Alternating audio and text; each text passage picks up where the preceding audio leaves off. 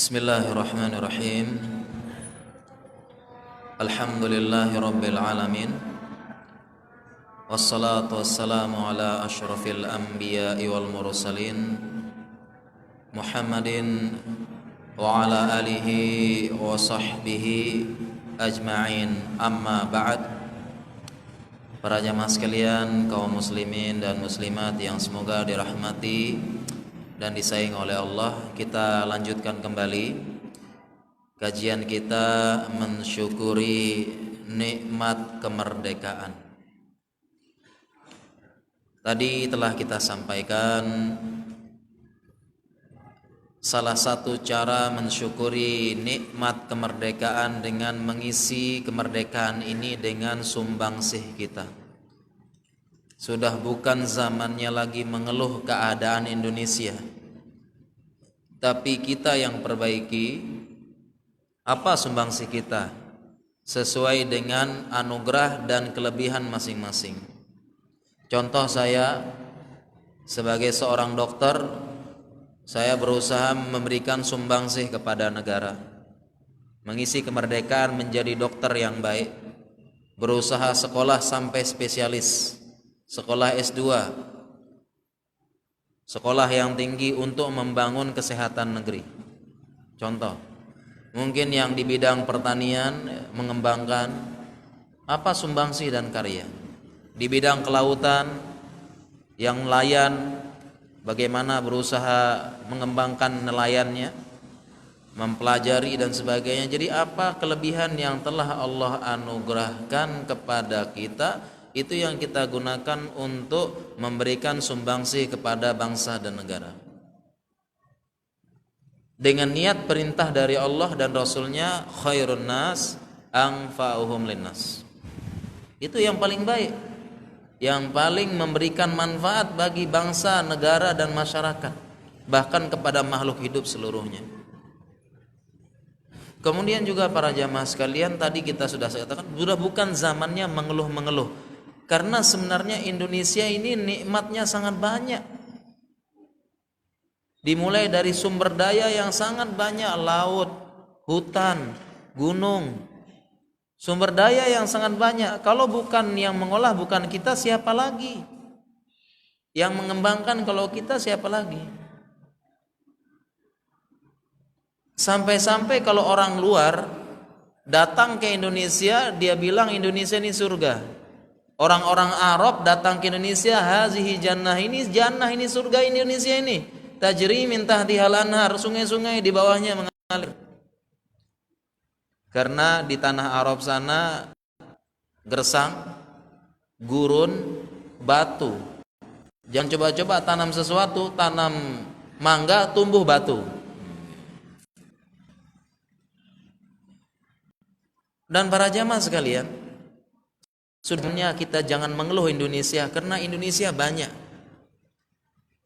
sumber dayanya banyak. Yang kita keluhkan kita sendiri ini yang tidak mau memberikan sumbang. Kenapa? Karena coba deh tanya orang-orang yang pernah ke luar negeri, orang-orang yang pernah ke luar negeri dan tinggal di sana. Ternyata permasalahan negeri-negeri yang lain juga sama. Ternyata orang negeri-negeri itu pun mengeluhkan negaranya juga. Di negeri ini mengeluhkan, di negeri ini dia keluhkan. Jadi hampir semua penduduk negeri tersebut mengeluhkan negaranya.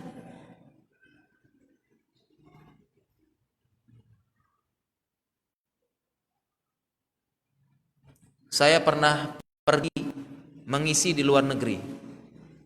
Kalau sebut negaranya jangan ya. Ini suatu negeri. Pokoknya negara tetangga kita deh. Pernah di sana mengisi kajian di luar negeri.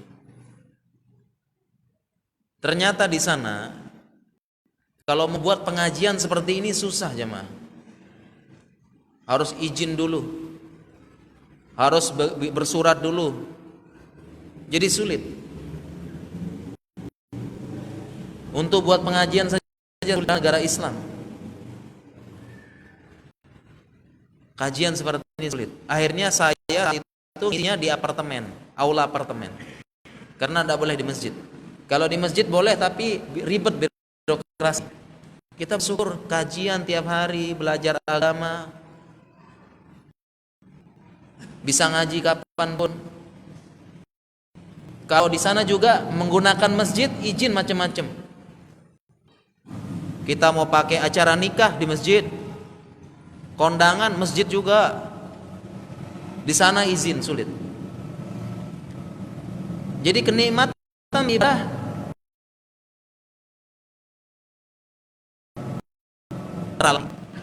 kemudian katanya maju. Ternyata penduduknya lebih mengeluhkan daripada Indonesia. Tetangga saya tidak sebut merek ya, jangan sebut. Tapi kalau saya ceritakan tahu, negaranya kecil. Di sana para jamaah kalau sulit punya rumah karena mahal, tinggalnya di apartemen. Ini negara tetangga yang katanya kita lihat dari jauh negara maju, tapi penduduknya katanya tidak bahagia. Semua yang tinggal situ mengeluh langsung, saya mengeluh. Di sana kita tidak punya rumah, tinggal di apartemen. Anak-anak tidak pernah injak tanah karena negaranya kecil. Tidak bisa main-main kayak kita nih, lari-lari, main bola, menikmati masa kecil. Anak main di apartemen. Di apartemen sudah super cuek, sulit. Apartemen sempit itu pun bukan rumah dia ngontrak selama 30 tahun. Tidak bisa diwariskan kepada anaknya. Ini negara tetangga.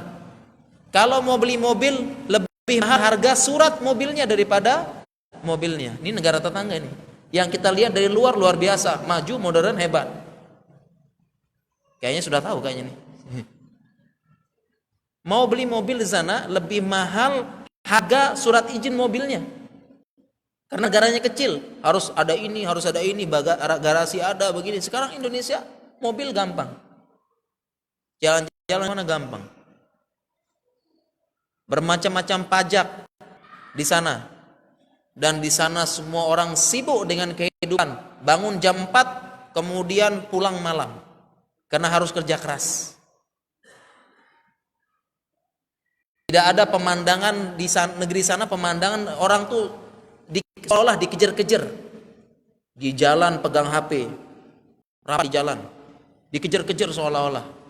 Kalau kita di sini nikmat, sumber daya banyak, nikmat ibadah, nikmat sholat, itu nikmat semuanya. Nikmat rasa aman, nikmat tidak diburu-buru di sana, bro. Tenang, negara tetangga yang kita bilang kaya katanya, tidak bahagia. Kita lagi ada teman saya tinggal di Amerika. Di bagian tertentu katanya, kalau sedang tidak aman, mereka mencekam. Karena di sana penduduk sana itu boleh memiliki senjata api ilegal.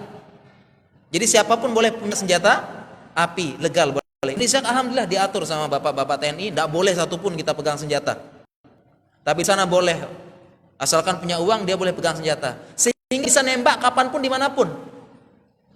Jadi katanya dia kalau lagi musuh kita semua takut katanya. Takut, karena bisa jadi orang-orang ini dia bisa nembak kapanpun. Takut katanya dia. Kalau sedang ada musim perampok apa semua pegang pisau, takut dia bilang. Takut, kemana-mana takut saat itu. Ada teman tinggal di Jepang, sama juga mengeluh lagi di sana kehidupan.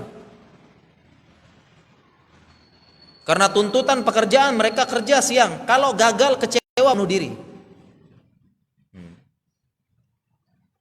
Jadi para jamaah sekalian, kita jangan meremehkan Indonesia, jangan mengeluhkan Indonesia. Kita aja yang kurang, kata orang sekarang kurang piknik katanya ya. Kurang karena negara lain sama permasalahannya. Mereka penduduknya mengeluhkan negaranya.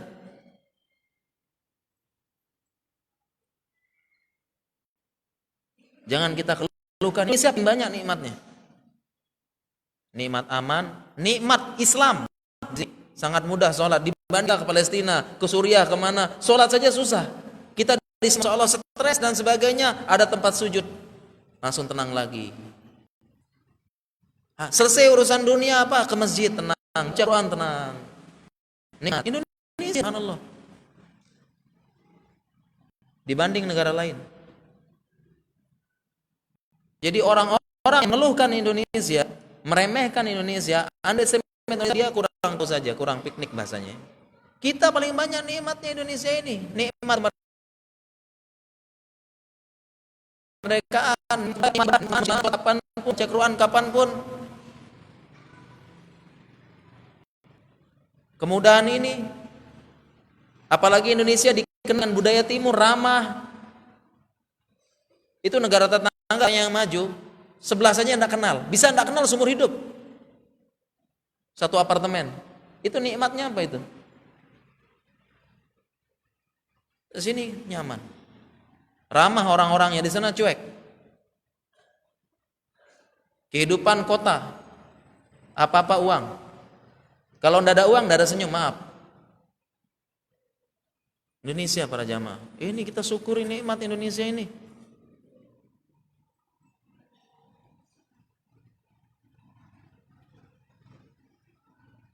Sumber daya banyak, siapa yang mengolah? Kita. Manfaatkan. Bukan mengeluh.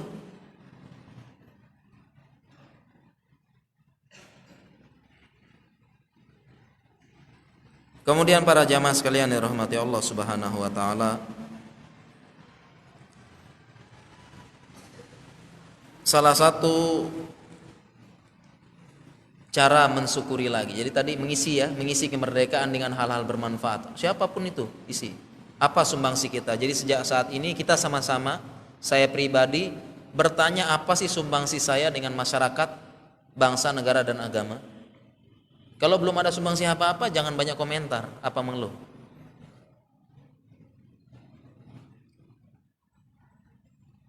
Kadang-kadang kita begitu jamaah, kita mengomentari orang lain, urusan kita enggak ini. Kita mengeluh orang lain, oh ini tidak becus, istri sendiri tidak jilbaban, anak nakal, tidak sukses. Ya.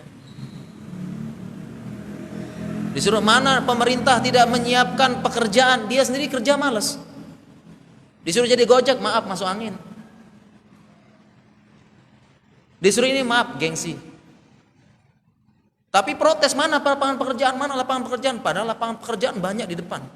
Nelayan kah, inikah, beginikah banyak. Tapi mengeluh.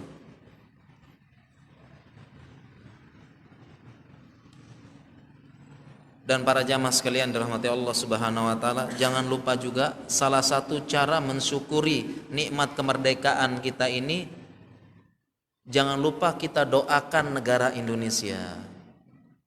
Sekarang pertanyaannya jemaah, pertanyaannya, pernah tidak seumur hidup kita mendoakan Indonesia dalam doa kita, ya Allah fazhadzal balad, Allahumma fadh, ya Allah jagalah negeri ini. Atau doanya Nabi Ibrahim, Rabbi ja'al hadza balada aminan, ya Allah jadikanlah negeri ini negeri yang aman. Di ayat yang lain, Rabbi ja'al hadza balada aminan warzuq ahlahu minats tsamarat. Di ayat yang lain doa Nabi Ibrahim, ya Allah berikan keamanan pada negeri ini dan berikan rezeki berupa buah-buahan. Zaman dulu buah-buahan, sekarang ya beri rezeki macam-macam. Pernah tidak para jamaah kita seumur hidup mendoakan Indonesia yang ada kata Indonesianya dalam doa kita? Pernah tidak? Pernah tidak? Jangan-jangan tidak pernah nih seumur hidup mendoakan yang ada kata Indonesianya. Doakan ya Allah, jaga Indonesia ini, berikan kemakmuran, berikan berkah turun. Jangan-jangan tidak pernah. Yang ada tadi mengeluh-mengeluh saja. Sehingga itulah yang mohon maaf diaminkan malaikat, yaitu selamat datang di Indonesia. Ayam mati di lambung padi. Indonesia begini, birokrasi bobrok. Ini begini, Indonesia begini. Itu yang diaminkan terus.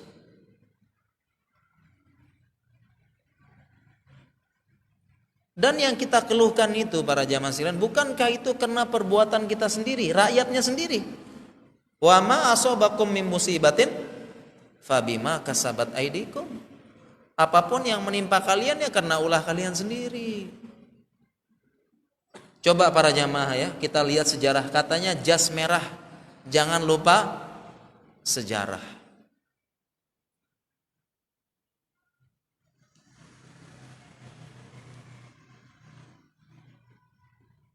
Beritanya, sejarah yang kita baca, Indonesia ini dijajah oleh VOC, kan begitu ya? Mohon diluruskan kalau salah. Berita yang saya baca dalam sejarah, itu VOC datang pertama kali ke Indonesia hanya beberapa kapal, kalau tidak 3-4 kapal. Isinya tidak sampai 100. VOC datang ke Indonesia ini. Cuma 3 kapal, cuma tidak sampai 100 orangnya. Tapi kenapa kira-kira, kenapa tiba-tiba VOC dan kemudian diambil VOC, kemudian banyak korupsi diambil oleh Belanda, tiba-tiba VOC dan Belanda bisa menjajah hampir Indonesia selama 350 tahun. Kira-kira sebabnya apa para jamaah? Padahal jumlah mereka sedikit. Datang cuma sekian, tapi bisa menjajah Indonesia. Kenapa kira-kira jemaah? Karena mohon maaf, banyak pengkhianat dalam negeri. Itu ulah mereka sendiri. Diadu domba, disuap oleh VOC yang saat itu sedagar-sedagar, disuap langsung lawan negara sendiri. Bahkan tersebar foto-fotonya VOC membuat tentara khusus pasukan dari Indonesia sendiri untuk lawan Indonesia sendiri. Jadi VOC cuma berapa orang, 3 kapal menguasai Indonesia ini banyak. Kenapa? Karena banyak pengkhianat dalam negeri, menerima suap. Kenapa? Itulah ulah mereka sendiri. Fabimat kasabat aidikum. Jadi memang benar, semua ulah kita sendiri, ulah rakyatnya sendiri.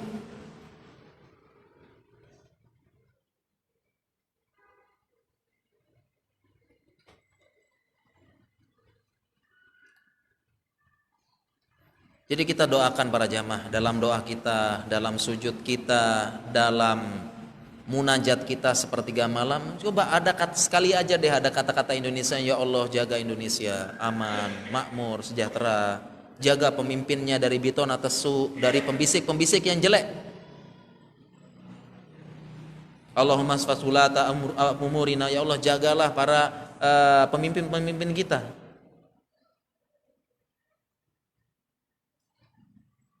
Jangan banyak mengeluh. Jangan banyak menyalahkan pemimpin karena ulah kita.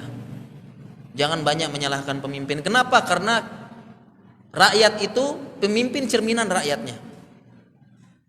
Dalilnya dalam Al-Quran. Wa kadzalika nuwalli ba'dhu dzalimina ba'dhan bima kanu yaksibun.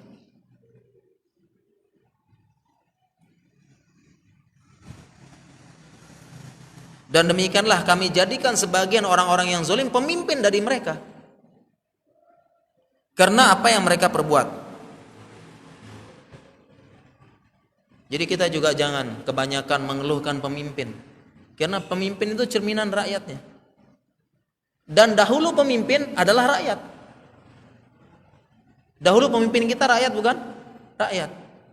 Pemimpin kita dari presiden, dari gubernur, bupati, apa, semua itu dulu rakyat. Semua itu dulu rakyat. Itu makanya pimpinan cerminan rakyatnya.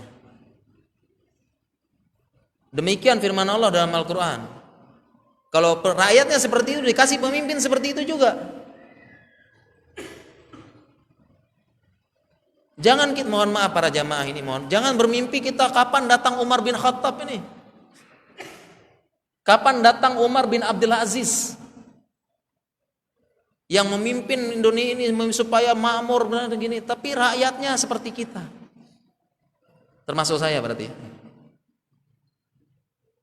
Pengen banget punya pemimpin adil seperti Umar, tapi rakyat seperti kita.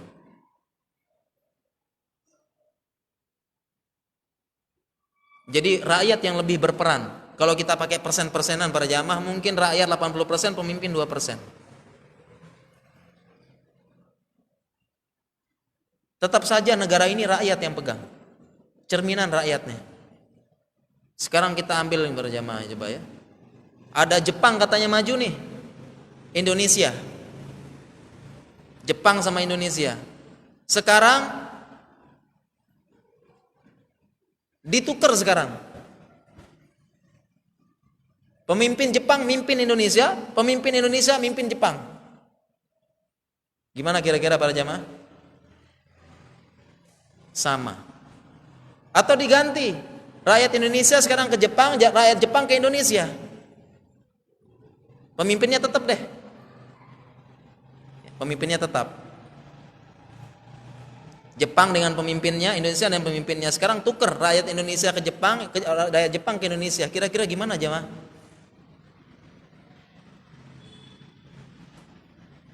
Kira tergantung rakyatnya.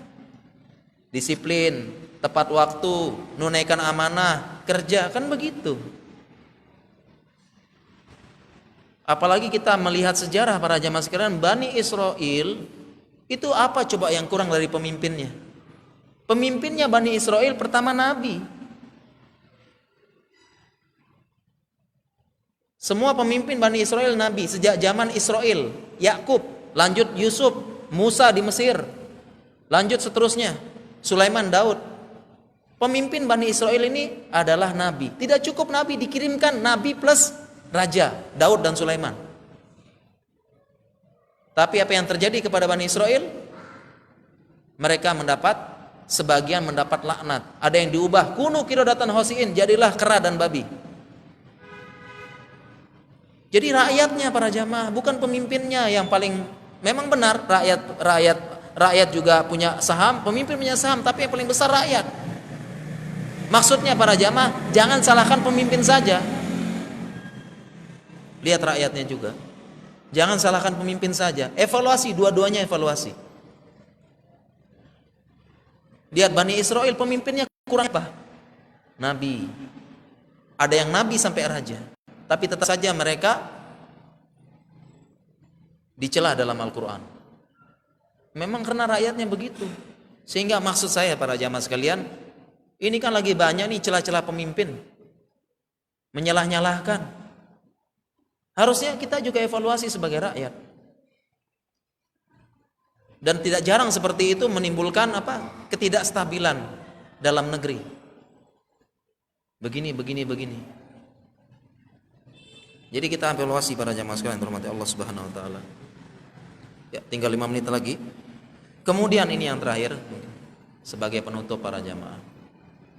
Setelah kita doakan Indonesia dalam doa kita, nikmat kemerdekaan, sekarang bagaimana kita membangun Indonesia menjadi negara yang berkah dan makmur? Bagaimana caranya? Ada dalam Al-Quran. Allah berfirman dalam Al-Quran, Allah berfirman dalam Al-Quran, lau anna ahlal qura amanu wattaqau la fatahna alaihim barakatim minas sama'i wal ard. Seandainya suatu kaum beriman dan bertakwa kepada Allah Subhanahu wa taala, Allah akan bukakan berkah dari langit dan bumi. Jadi kalau ingin negara ini berkah dan makmur, kita beriman dan bertakwa kepada Allah. Karena itu tugas kita. Menjaga batasan-batasan syariat, menjaga batasan-batasan, mentauhidkan Allah, menunaikan hak Allah di muka bumi. Karena kalau hak Allah dilanggar, Allah tidak akan menurunkan berkahnya. Allah disekutukan. Jadi caranya kita ajak penduduk satu kaum untuk mentauhidkan Allah. Kalau Allah marah, tidak Allah turunkan.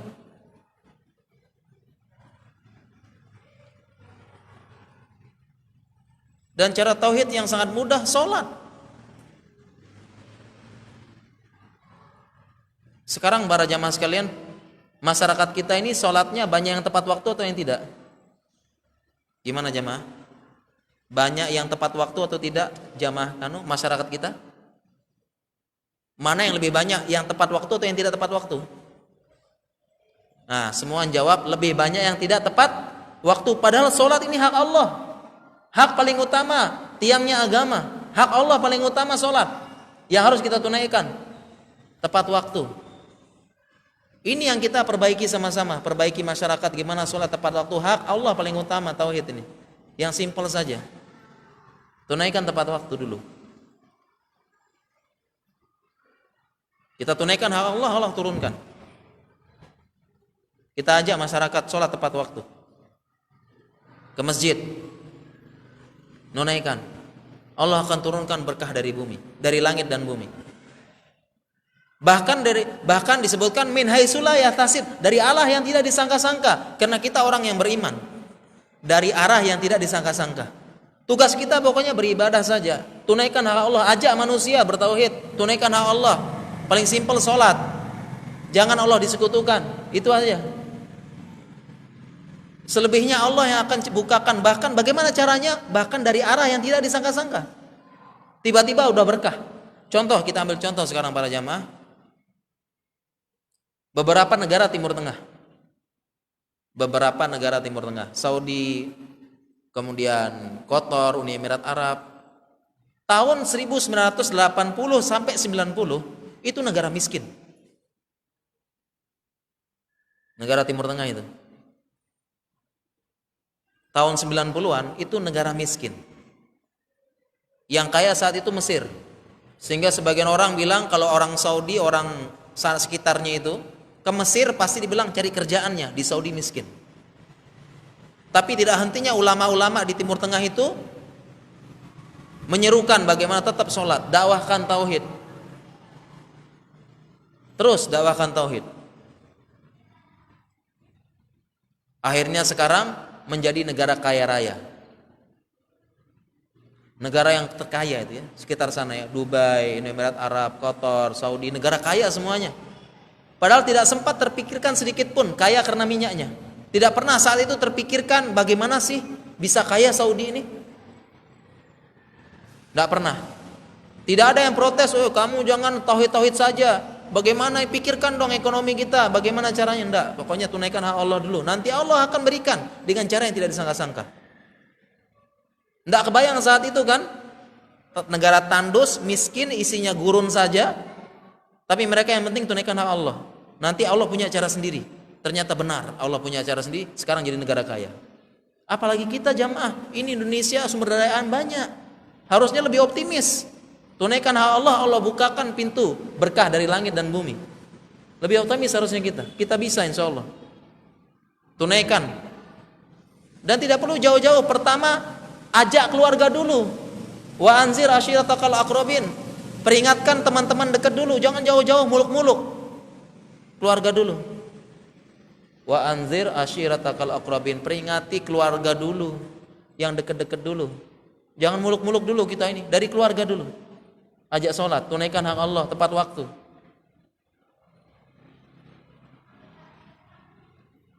Dengan menunaikan hak Allah, Allah akan turunkan kejayaan ke Indonesia ini. Aduh gimana caranya Ustadz? Pokoknya kita tunaikan hak Allah dulu aja, nanti Allah yang atur. Bisa insya Allah, kita yakin, kita beriman.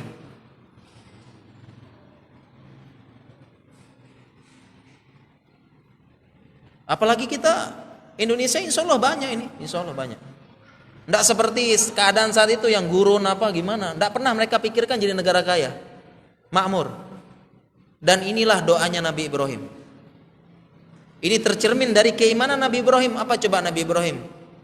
Rabbi inni askantu min dzurriyyati biwadin ghairi dzi zar'in 'inda baitik Rabbana liyuqimus shalah. Kemudian Nabi Ibrahim melanjutkan doanya warzuqhum minats tsamarat. Coba perhatikan para jamaah, ini bukti keimanan kita. Pokoknya tunaikan saja hak Allah, nanti Allah ada punya cara sendiri, walaupun kita tidak terlintas bagaimana caranya. Coba lihat doa Nabi Ibrahim dalam Al-Quran. Ketika Nabi Ibrahim membawa Hajar dan Ismail ke Mekah, apa doanya dalam Al-Quran? Rabbi inni askantu min dzurriyyati. Wahai Rob, aku tempatkan anak cucuku zuriyah. biwadin, di suatu lembah, ghairi dzi zar'in, yang tidak ada tanaman. Ya tidak para jemaah? Kalau sudah pergi ke Mekah, ada tumbuhan enggak di sana mah? Para jemaah, mudah-mudahan segera nanti ya, kalau mau lihat ya. Di Mekah tidak ada, di lembah Mekah tidak ada tumbuhan. Ghairi dzi zar'in, inda baitik, di dekat rumahmu. Untuk apa? Rabbana liyuqimus shalah, supaya mereka sholat, tunaikan hakmu. Kemudian apa doa Nabi Ibrahim? Warzuqhum minats tsamarat, ya Allah kasih mereka buah-buahan. Coba perhatikan, Nabi Ibrahim pertama bilang di lembah yang tidak ada tumbuhan. Tapi kok doanya minta dikasih buah-buahan. Kira-kira logis enggak jamaah doanya? Logis tidak jamaah? Logis tidak doanya Nabi Ibrahim? Ditempatkan di lembah tidak ada tanaman, tapi kok minta buah-buahan? Dari mana buah-buahan ini? Dari mana buah-buahan? Ini tidak logis doanya Nabi Ibrahim, tetapi beliau percaya ada saja cara Allah nanti akan memamurkan negeri ini, mengamankan negeri ini, dan buah-buahan ada. Dan doa Nabi Ibrahim sudah terkabulkan sekarang. Di Mekah semua buah-buah ada. Lengkap buah-buah, lebih lengkap dari sini. Makanya kalau kita beli jus di Mekah itu subhanallah kental luar biasa, kental begini, karena buah berlimpah. Jus di Mekah kalau belanja. Di Indonesia dicampur air, bensin campur air, campur air, masya Allah. Nah tugas kita perbaiki, jangan ngeluh-ngeluh. Itu para jamaah sekalian rahmati Allah subhanahu. Itu doa Nabi Ibrahim itu. Nah sekarang Indonesia, gimana bisa maju Indonesia? Bobrok, hancur, begini. Ah tunaikan saja hak Allah dulu. Sholat tepat waktu, Rabbana liyuqimus shalah, kan gitu ya. Tunaikan saja dulu. Nanti Allah akan fatahna alaihim barakati minas sama. Allah akan turunkan berkah dari langit dan bumi. Demikian mungkin yang bisa kita sampaikan para jamaah, sudah 7:30. Yang bisa kita sampaikan sebenarnya masih ada berapa yang kita sampaikan, tapi waktu terbatas. Mungkin ini yang bisa kita sampaikan para jamaah sekalian. Kesimpulan dari kajian kita yang semoga kita bisa laksanakan, kita syukuri nikmat kesehatan, kemerdekaan kita. Pertama dengan menjaga nikmat aman. Jangan melakukan hal-hal yang bisa merampas nikmat aman ini. Hal-hal yang memprovokasi, ngajak-ngajak perang, mohon maaf ngajak-ngajak revolusi juga. Sudah aman. Yang kedua isi kemerdekaan dengan hal-hal positif. Apa sumbangsi kita? Yang ketiga doakan Indonesia. Yang keempat tunaikan hak Allah di muka bumi ini. Ajak penduduk Indonesia menunaikan tauhid, menegakkan jangan disekutukan Allah. Dan yang paling mudah dan paling sederhana, ajak tunaikan sholat tepat waktu. Hak Allah. Maka Allah akan turunkan berkahnya, dan kita doakan semoga Indonesia, negara kita ini menjadi negara yang berkah, makmur, dan diridhoi oleh Allah Subhanahu wa taala sampai anak cucu kita nanti. Demikian yang bisa kita sampaikan para jamaah sekalian. Kurang lebihnya saya mohon maaf apabila ada salah kata, apabila ada yang salah dalil, salah kesimpulan, mohon saya diluruskan. Demikian subhanakallahumma wa bihamdika asyhadu an la ilaha illa anta astaghfiruka wa atubu ilaik. Wassalamualaikum warahmatullahi wabarakatuh.